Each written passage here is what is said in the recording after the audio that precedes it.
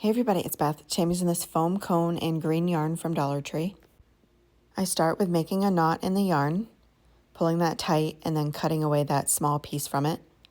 I then take the rest of the yarn and wrap it around that knot and just make a flat circle and hot glue that to the top of the foam cone just to give a good starting point. And then I continue wrapping that around, adding some hot glue, just a very small amount. And then I continue that down the cone. So once you get past the top, you just add a little bit of hot glue and then you can continue wrapping for a while and just adding small amounts of glue in a couple different spots. But it's mainly just wrapped around with a little bit of the glue. Once I get to the bottom, I add more glue so it stays into place and continue it to the bottom, but leaving a space in the center. I then take this pearl trim I got from Walmart. I hot glue a small piece to the top of the cone and then wrap it around, hot gluing in a couple different spots until I get to the bottom and then cutting away the excess.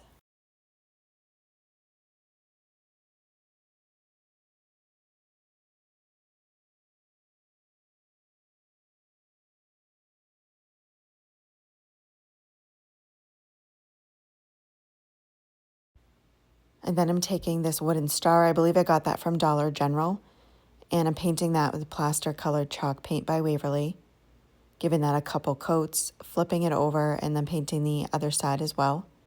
After that's dry, I add this extreme glitter in the color hologram on both sides of the star. I also paint a portion of this bamboo skewer that's from Dollar Tree with that same plaster chalk paint. I cut that down with my Fisker shears and then take the pointier part of the skewer and poke that through the top of the cone.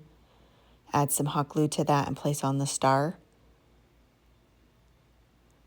Next, I'm taking a screwdriver and poking a hole in the bottom of the cone where I had left it plain. I then place in this 0.36 inch dowel I got from Dollar Tree and mark it where I'm going to be needing to cut that down. And I'm using my miter shears to cut that down. Once I have that cut down, I add hot glue to the cut end and place that in the cone. And then have to fix my star because I broke it off.